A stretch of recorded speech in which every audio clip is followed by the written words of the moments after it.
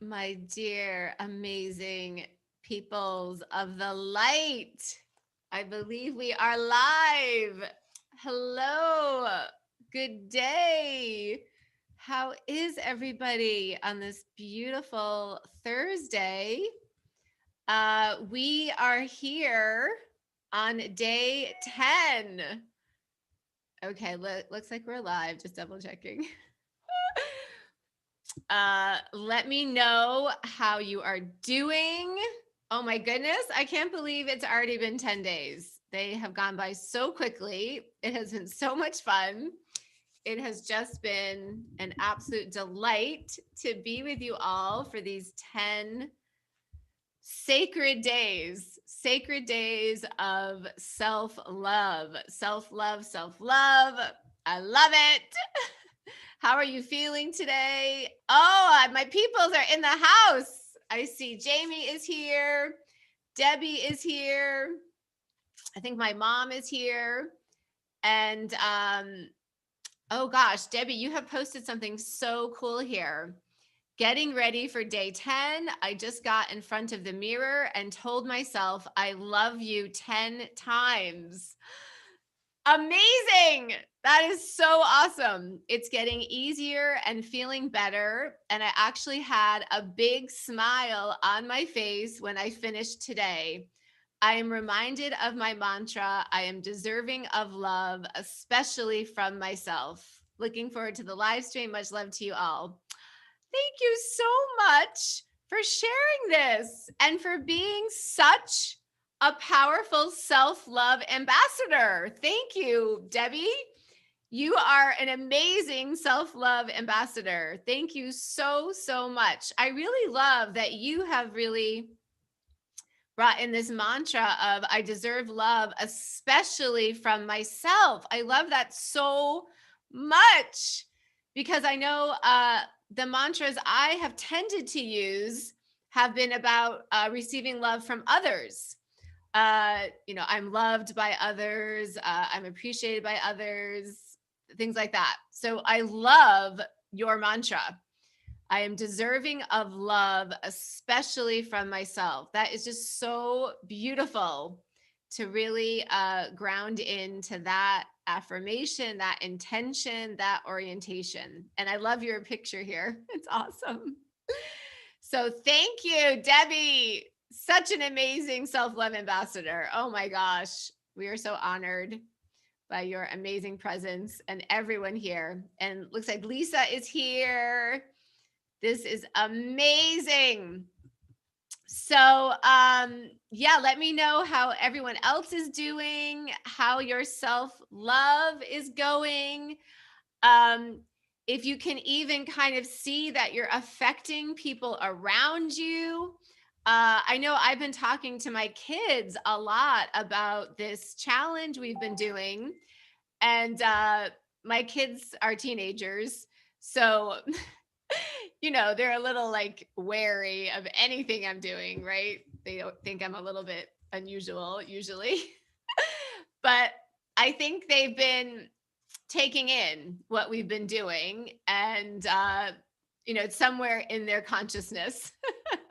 Maybe right now they're not super open to it, but it's there. The seed is planted, right?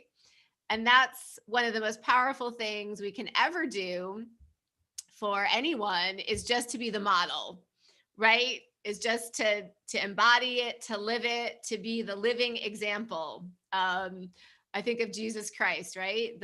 A living example of unconditional love towards self and towards others. So powerful for ourselves when we embody self-love, as Debbie did in this beautiful practice this morning, and so powerful for everyone around us when we embody self-love. And I said this earlier, this planet, like, how amazing as all of us come into self-love, how amazing to live on a planet where beings are practicing self-love and honoring themselves and honoring their dreams. What a happy, joyful planet, right? So that is what we are all gathered here, I believe, to bring onto our planet. We are all light workers here. We are all here to share and spread your beautiful light, and nothing short of planetary transformation. And not only does it transform this planet, it affects the entire multiverse, the what we are doing here. It has absolute far-reaching benefits, benevolent outcomes for the entire multiverse. I'm getting chills as I'm saying this. So this work is big. What we are doing here together, embodying our self-love for ourselves and sharing this, is it's nothing short than transforming the multiverse into such an expansive container of love and all good things. And I'm so happy. My mom is here. My dear friend Gretchen is here. My dear new friend Katinka is here from Hungary, which is so amazing. And that just makes me think, I mentioned this summer, we are absolutely starting our self-love revolution tour. I met with my dear friend Jason yesterday, who has an amazing clothing company called Luminous Threads. And we are going to design some self-love merchandise, some really cool stuff, including a t-shirt, maybe a hoodie. And we are going to start having self-love revolution events in this country and also in other countries. And I would love for anyone who that resonates with to be involved. They're going to be so much fun. Probably all of us have heard of, for instance, Lollapalooza, these different types of music festivals. So we're really envisioning something along those lines. But the theme is self-love.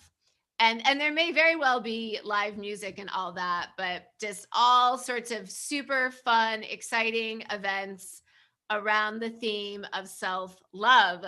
And for this really to become part of the mainstream culture, that's the aim of this, is that we infiltrate the mainstream culture with our self-love energy.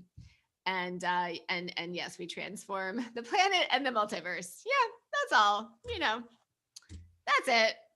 So superheroes, you're all superheroes in this amazing multiverse, and we are here for such amazing light work, and it's super duper exciting.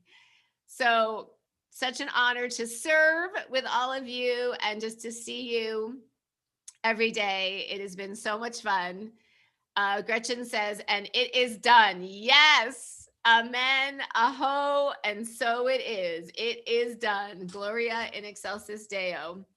All of us are just precious, hollow bones, as they say in shamanism, precious vessels for the divine spirit to flow through us and to just bring through so many miracles. It's really beautiful. So, oh my goodness, this is day 10. This is the last official day of our Love Yourself Challenge. I have a feeling we're going to be talking about self-love a lot as we continue. So I will be here tomorrow and next week. This is now, I believe, an ongoing practice that I'm going to be doing. I intend to be here Monday through Friday, 12 p.m. Eastern, continuing to talk about self-love and also bringing in some other topics. So I hope to see you as we continue in this awesome practice of showing up here. So, okay, it's day 10. Let's just first quickly review what we have talked about so far, and then we're going to get into our day 10 practice, which is a really awesome practice. And I'm just quickly tuning into YouTube to see if anyone's there. Okay, awesome. Okay, so day 1, we talked about setting a self-love intention. Okay, I just have to pause for a second. So Lisa said, hooray. Okay, yay. Okay, good. And Katinka, this time works for you. Yay. Okay, awesome. So yeah, I hope all of you can continue to come. I've just had so much fun. I don't want to stop. This is the most fun thing I do all day, to be honest. I love talking about these things. I love connecting with you beings of the light. And yeah, it's wonderful. So let's continue. And let's spread the word. If you have any friends or family members who you think resonate with what we're talking about, please invite them into the Facebook group. I hope to just expand what we're doing so it can just be easier and we have more and more traction to spread our self-love revolution. Self-love revolution. It's so exciting. Okay, so day 1, we talked about self-love intentions. Day 2, we talked about self-love affirmations. Day 3, we talked about presence with ourself. And I keep saying this practice has changed my life. It's a new practice for me. My thinking mind was often in the future or in the past.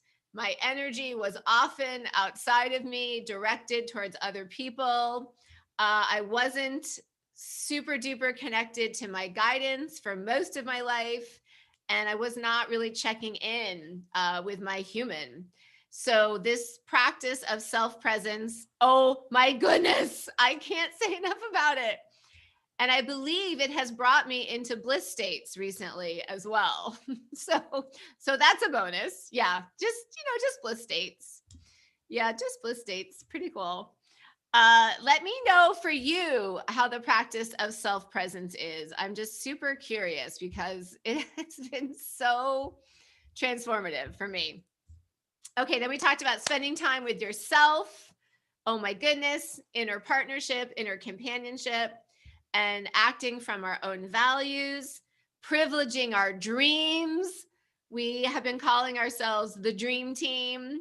I love that. Jamie came up with that. We are here to bring through every single one of our precious dreams for our lives, as well as facilitate and support all of our brothers and sisters, each other on this stream right now.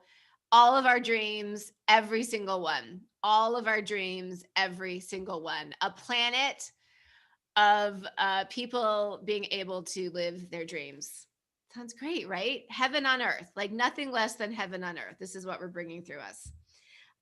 Then we talked about on day 7, keep your eyes on the prize.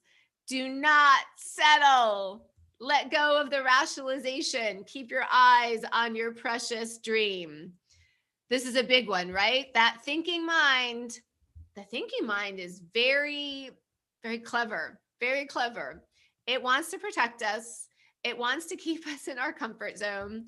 And it has lots of reasons, rationalizations why we should stay where we are. So it's okay. We honor our thinking mind. We know it's trying to help us. We know it's like that overprotective parent we talked about, the helicopter parent.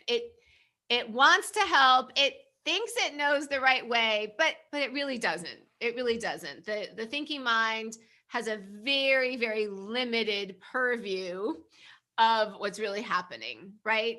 When we live from our heart mind, when we really tune in to our dreams, when we really tune into our guidance, we are bringing through, we are privy to the infinite intelligence, the power of the universe. So yeah, it seems like a better thing to just go down into the heart mind, right? Although the thinking mind still can have fear about it. Okay, then we talked about pivoting, and we talked about this metaphor of being in a dance with spirit. And spirit is the lead. Spirit is leading the dance with you. You're dancing with spirit, and spirit may twirl you over here. Spirit may bring you over to this area of the ballroom. Spirit may pirouette you. We don't know. Spirit Spirit's guiding us, right? And when we just when we just dance with spirit, when we pivot, when we move with spirit, our life flows really easily. When we resist where spirit is dancing with us, life becomes harder. We may stumble, we may fall on our face, and that's all okay too. Everything is okay, right? We are eternal beings. Nothing can ever truly harm us. What is real cannot be threatened. So we can also just relax into that as well. We are eternal beings. After this lifetime, we will be on another adventure. There is no end to our expansion, to all of it. So it's all good. It's all good. And then yesterday we talked about living from faith rather than fear. And we talked about how it really is just an ongoing choice that we make. Uh, Today, am I going to choose faith? Am I going to look at all the things that could go right? Am I going to trust life? Uh, so we make that decision. For me, it just feels like a decision that I make every day. And we talked a lot about a faith practice. So I love this, right? So all this whole challenge, we've been talking about self-love practices, right? And this to me was a new idea. Say 6 years ago, a self-love practice, I didn't know anything about that. So as part of a self-love practice, a faith practice can be really powerful and just keep us in that beautiful, pure, optimistic, faithful alignment, which is our true orientation. That's what we come in with as little children, right? Little children have faith. Little children usually in the beginning, unless they're in a really, really difficult environment, don't usually live in an orientation of fear and, oh, what could go wrong? They tend to live in an orientation of faith and presence. They're very present. So we can learn so much from our children. And we've talked a lot about that so much of the ascension path is coming back to our own inner child.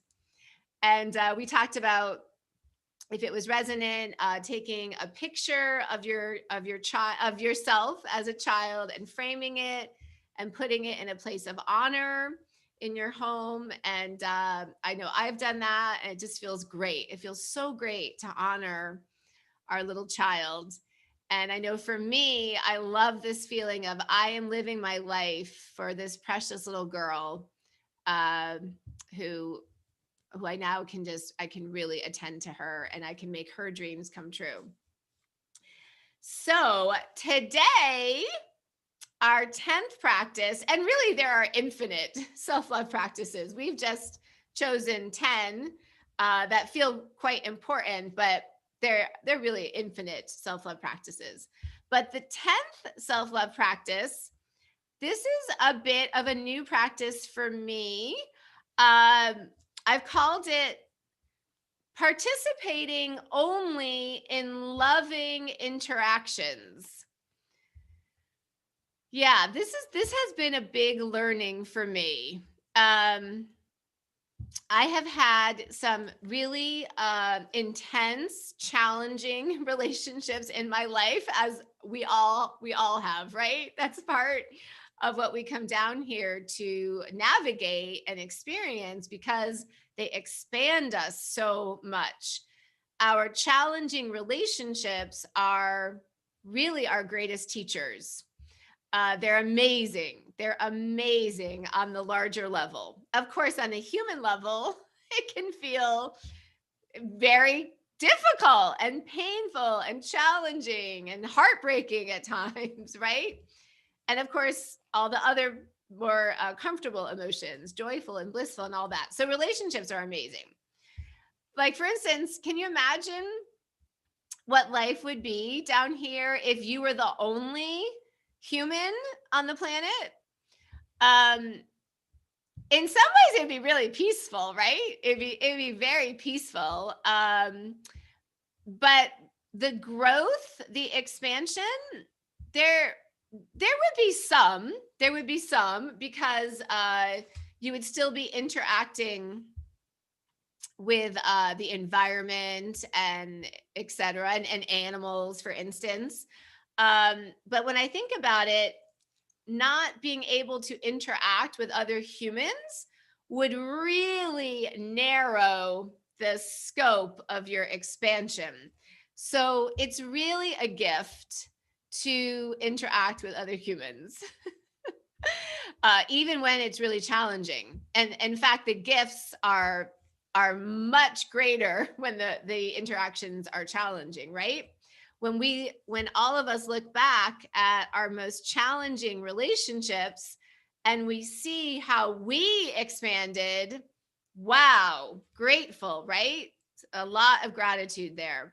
And we can also have so much gratitude towards people in our lives that might be playing roles that are difficult with us.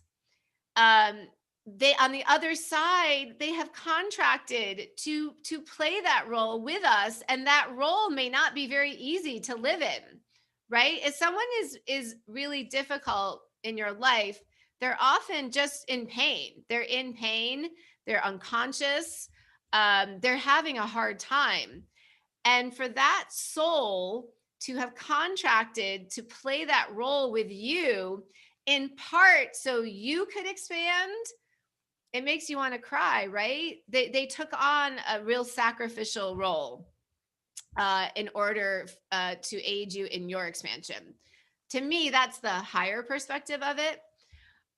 So on the highest perspective, we can hold so much gratitude towards anyone who is playing a challenging role for us in this lifetime. Gretchen, okay, the self-love practices 8 and 9, where number 8 was the pivoting, and number 9 was faith, not fear, acting from faith, not fear. And those recordings are on the You Are Your Own Hero Facebook group, and they're also on YouTube, on the You Are Your Own Hero channel. So if you didn't see those, they are there. So, okay, so the practice here today is participating only in loving interactions. Okay, so we all have close relationships, right? So if particularly if you have a partner, a husband, a wife, boyfriend, girlfriend, etc., those relationships, the intimate partnerships, can tend to be the most catalytic, right? Where there's things come up because the connection is so close, because there's so much at stake, because the love is really great. And so the potential for the human to feel hurt is also really great.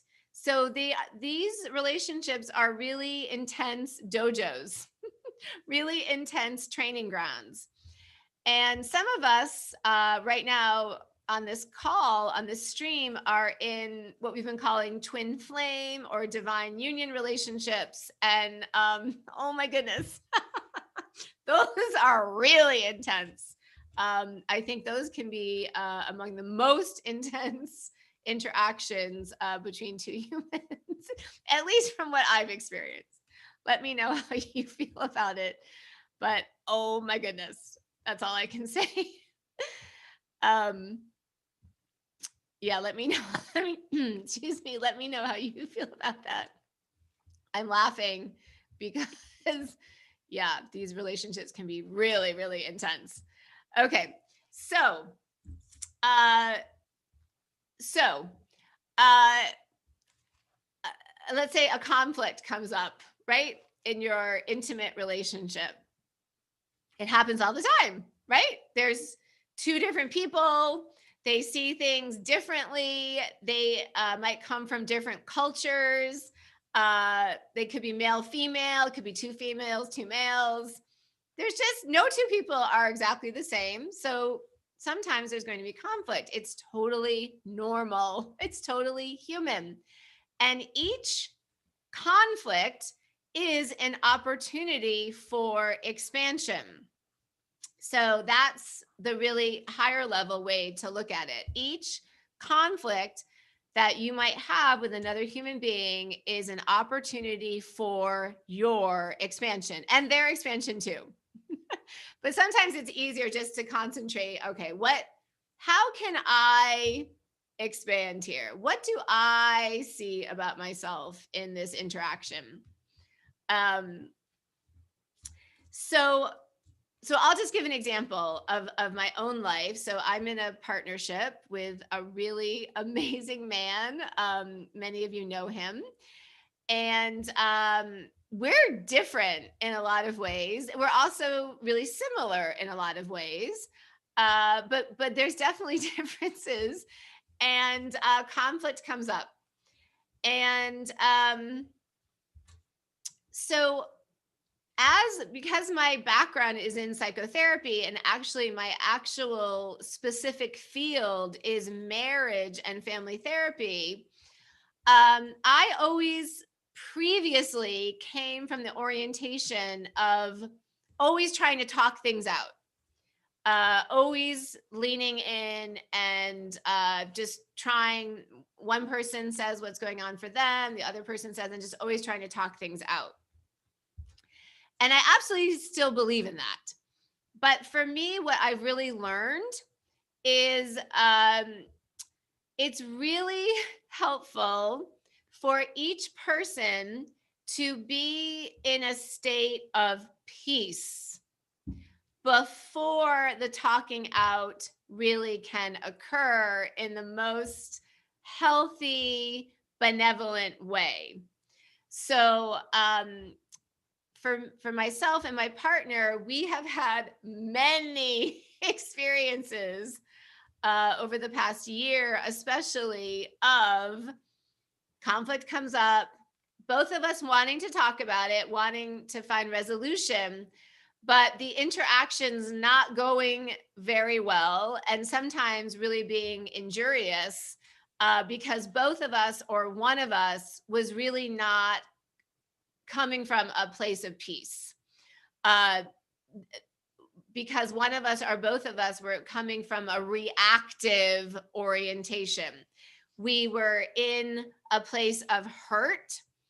There were a lot of intense feelings coming up. There might be lashing out. There might be sarcasm, etc. Right? This happens all the time. This is very common between humans, and it's okay.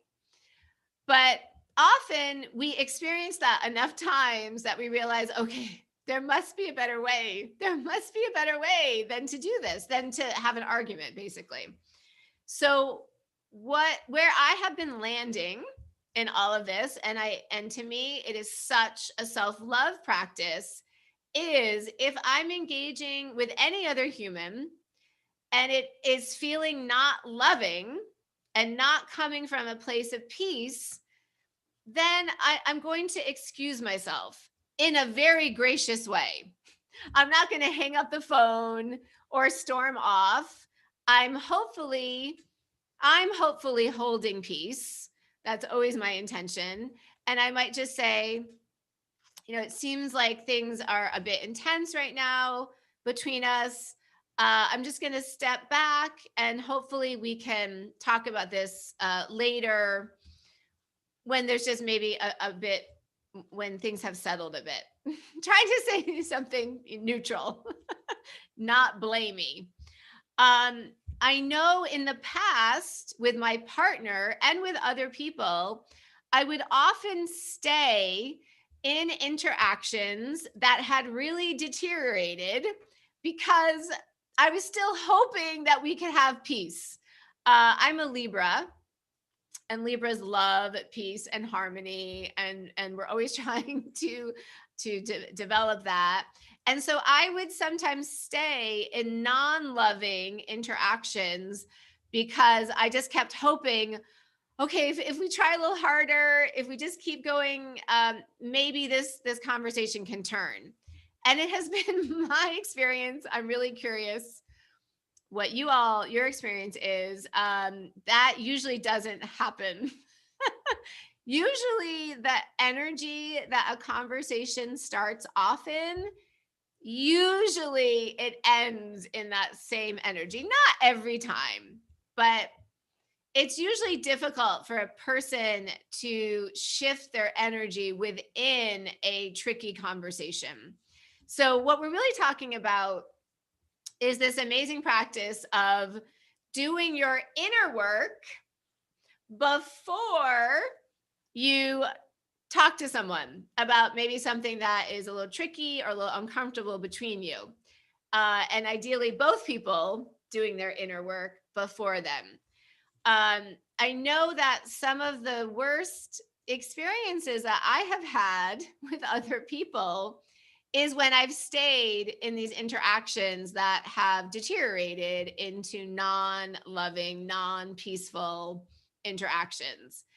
And then what I realize I really feel bad about is I feel I let myself down. I let myself down by staying in a non loving interaction. I exposed myself to non love. And that's not loving. That's not loving towards myself. And if I'm being reactive, I'm also then not loving to the other person as well. So it's a lose lose instead of a win win. So I've been really trying to be very disciplined in all of my interactions with other people, including my children who are now teenagers, that if on either side or both of us are deteriorating into really a non-loving, non-peaceful energy, to just take a time out, to just step aside. Uh, and the ego, the thinking mind, it can be hard for the thinking mind ego to do that for a lot of reasons. Partly because you want peace, you want to try to get a resolution. Sometimes you can just get all triggered and you want to be right and you want to show the person they're wrong, right? um or you worry that the other person's going to be upset if you leave the conversation. There's so many things that can go on, but what we're really saying here is just always having this commitment to yourself, that I'm not going to I'm not going to remain in any non-loving interaction. I make that commitment first before I engage in any relational interaction. I'm going to just pull myself out if it's not really highest and best.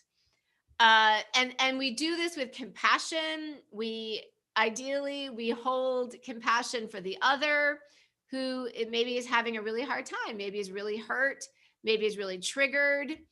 All of us right now in this time period are lots of catalysts are coming in for everyone right now as the ascension period is really ramping up. So all of us humans are having a lot of catalysts, are having a lot of triggers come up. It's all beautiful. It's all perfect. It's for our highest and best. It's for our purification, ascension process. Nothing is wrong. But we can just hold grace towards ourselves and those we are relating to. That stuff is coming up. Stuff is coming up. So we try to just hold our God self orientation towards ourselves and everyone else, and just graciously excuse ourselves when interactions are not highest and best. So I'm super curious how this lands for you all and your own experiences in what we're talking about when things get heated with someone you really care about. How do you handle that? What have you learned? What feels comfortable? What feels resonant? what does not. And yeah, when I really think about it, the most painful experiences for me have been when I've stayed in non-loving interactions. And isn't it great just to know you don't have to? You don't ever have to stay in a non-loving interaction. Well, now that we're adults, I guess. When we were children, perhaps we didn't really have that freedom. If other adults that we were in relationship with, we didn't necessarily have that freedom, but we do have that freedom now as adults. As adults, we can always choose to not participate in non-loving interactions. And I'll just share something that I think is really cool. Yesterday, I did a shamanic journey in the morning, and I was actually asking about what we're talking about, uh, basically because things had gotten a bit heated with my partner over the over the past week, and I was really asking for guidance. And what the guides showed me was an elephant. I saw an elephant, and it had a headdress on, like an elephant you'd see in India. So I knew, okay, this is an Indian elephant, and I saw that it was on an Indian street in a city, and there were a lot of shops and people on the side of the street. And this really big Indian elephant was careening down the street. And with its trunk, it was just smashing everything to smithereens. The shops and the people were getting injured, and it was very destructive. This Indian elephant was just very destructive going down this street. And the knowingness that was coming in around this image was, this is anger and reactivity in relationship. And the guide said to me, Tassel, in your relationship, sometimes there is one elephant, sometimes there are two elephants. So, meaning, sometimes one of us is acting reactively, sometimes both of you are acting reactively. And they said, you have been playing with reactivity. And how does it feel? And what are you learning? And how do you want to navigate this? And they basically said, you can always choose not to engage in reactivity, whether it's you're choosing, okay, I'm being reactive, so I'm not going to engage with another while I'm being reactive. And if the other is being reactive, okay, I'm not going to engage there either. So I've been using the elephant with my partner, like, oh, okay, here comes the elephant. Beware the elephant that smashes things to smithereens. Reactivity and anger, how should we say it? Like live anger can be very destructive. So this is not to say that anger is wrong. Anger is something that comes up and is normal, and it can feel uncomfortable. But better to feel your anger on your own, do your inner work, feel your anger. And we're just saying to not act in anger, to not relate to other people from an angry state. See if you can move the anger through you first. So all of us are really being invited to really become very emotionally masterful. This is part of emotional intelligence, emotional mastery, that whatever is coming up for us, that we feel it ourselves, and that when we come to a conversation or an interaction, we come from a place of peace. We may have things we need to talk about that we were angry about, but ideally we come to the conversation once we have felt the anger ourselves and have been able to come back to a more calm, peaceful place, and then bring up anything in a peaceful way. So, yes, this is practice number 10. Participate only in loving interactions, right? So, if we do that, if we're able to really be disciplined about that, then we're going to have a really great experience, right? Um, we're going to feel our stuff on our own, the uncomfortable stuff. We're going to let our loved ones feel their uncomfortable stuff on their own. And something that's really helpful here is remembering everyone else's feelings are not your responsibility. They are not your responsibility. It is their responsibility to feel whatever they need to feel. So that kind of helps us take a step back. We're not responsible for working everything out. We're not responsible for their feelings. When we are both in a place of groundedness, calm, and peace, then let's come together and see what we can do. And one of my favorite practices, it's a very common sense practice, is active listening. Active listening can truly transform a relationship. And it would probably be great if I do a separate video on this, but just briefly, it's very simple and you're probably already using it. Active listening is simply taking turns speaking.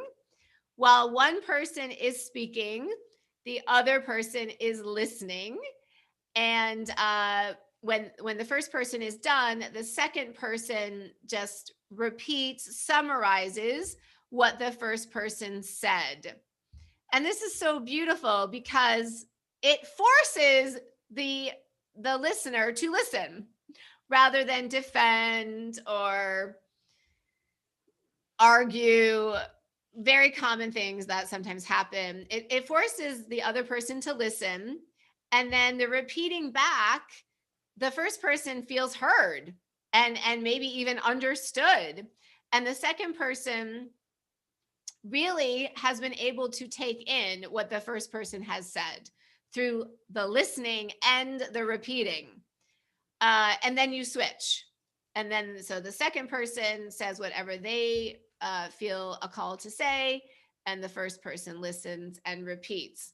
So, this practice, if you are disciplined enough to stick with it, will transform your communication. You'll never have an argument again. And my commitment that I have made to myself is I will not engage in a tricky conversation with anyone unless we are doing active listening. That is a self-love practice that I have committed to because I've had so many awful conversations, basically, that were awful and that were injurious to myself and to other people. And so I don't ever want to go there again. So I only traffic in active listening conversations around tricky topics. that is one of my self-love practices. So tell me what you think. Are you using active listening? I'm super curious. It's so helpful. I love it. If our whole planet were using it, oh my goodness. So as part of our self-love revolution, I feel very passionate about sharing this practice, about only participating in loving interactions, which to me include, as a very essential piece, active listening. Active listening is so transformative. So that is the 10th and final practice of our self-love challenge. Oh my gosh, so amazing, so much fun. And every day we've been talking about a few really foundational orientations that undergird all of these practices, the whole self-love orientation. One of them is to trust yourself. We've been saying this radical, comprehensive, ubiquitous blanket of self trust. Whatever is arising within you at any moment, to trust it, to honor it, to validate it, whether they be uncomfortable emotions. They might be anger. Maybe anger is coming up. To honor it and to feel it. There's a reason you're feeling angry. It's a guidepost for you. It's going to give you direction to feel into that. On every uh, on the other side of feeling every uncomfortable emotion is a gift, is an amazing gift. So honoring any uncomfortable feelings that come up, feeling them, honoring any red flags that come up, honoring your precious guidance. Oh my goodness, staying in a moment to moment relationship with your guidance. Where is my guidance directing me right now? Where is my guidance directing me right now? Where is my guidance directing me right now? Letting go of the thinking mind, following your guidance on a moment to moment basis throughout your day, and tuning into your precious dreams and your precious preferences and also your dislikes. So just being so honoring of whatever is going on within you, trusting yourself, trusting that what you are feeling, what is coming through intuitively, your dreams, that this is all perfect. You are a sovereign being. You and only you are the expert in yourself and in your life. And your life is between you and spirit, you and yourself, basically. And everyone else's opinions, we can certainly hear them out, but in the end, they don't matter. They do not matter at all. Your own human mind, we're putting in the back seat, right? So everyone else's humans, we're also putting, in the trunk, basically. What we're putting in the driver's seat is you and spirit.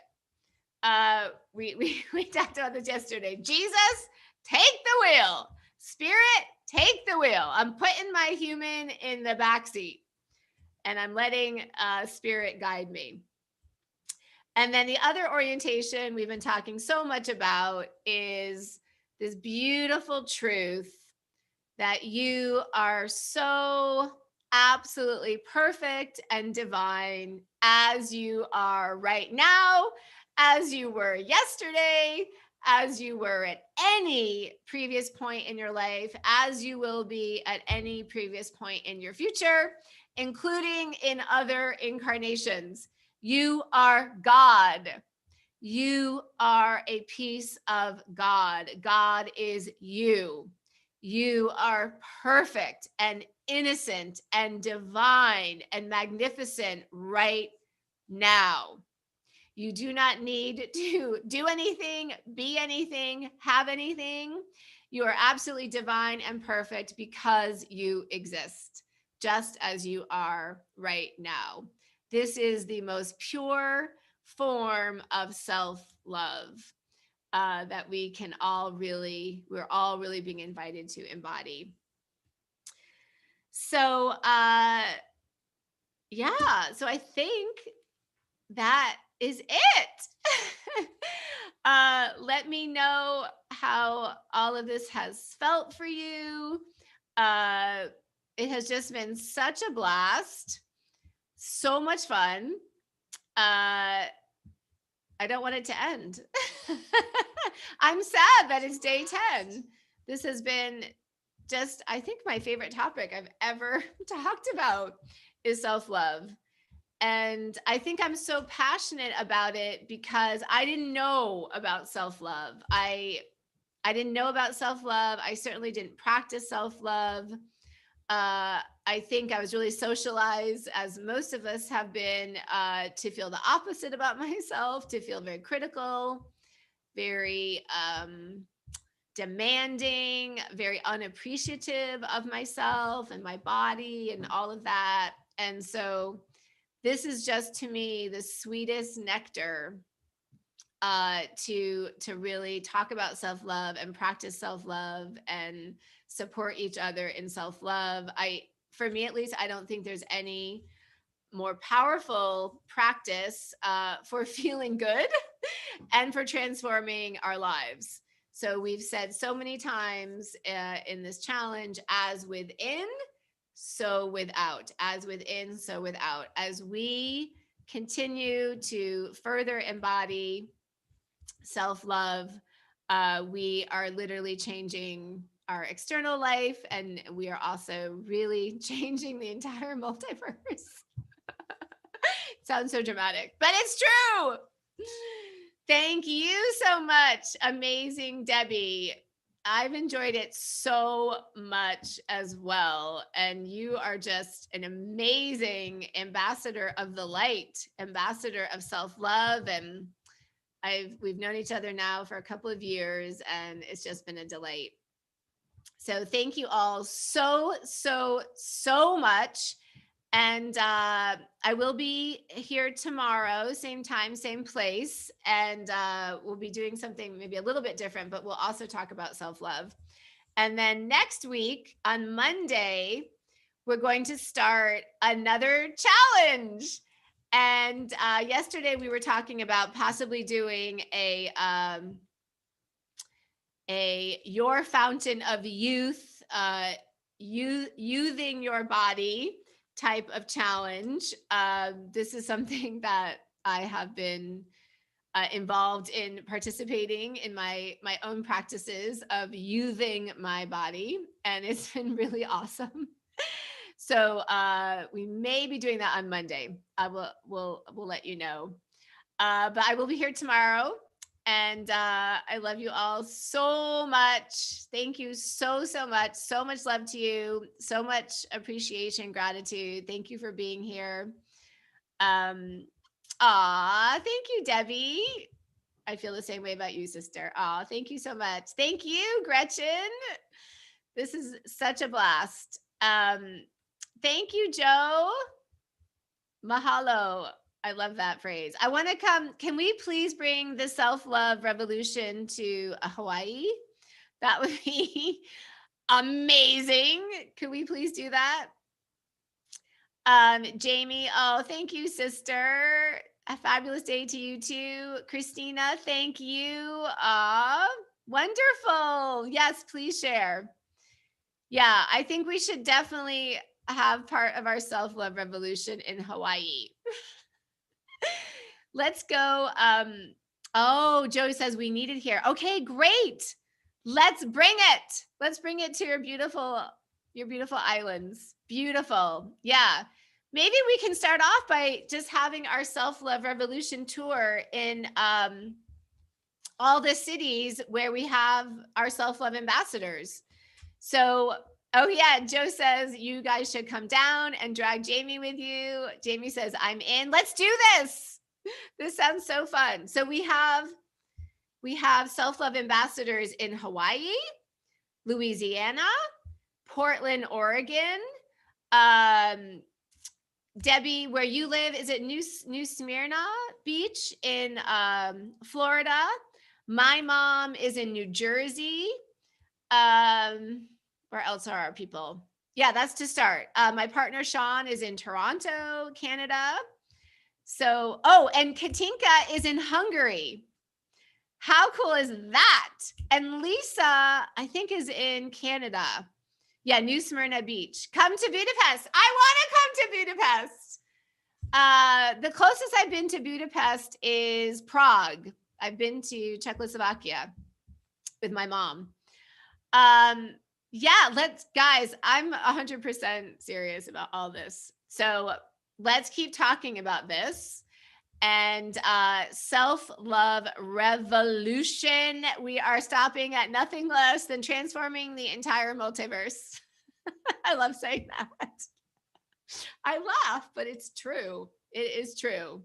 And spirit is like just in my body. Spirit is in my body just spirit is saying this. It's not tassel. It's not even tassel.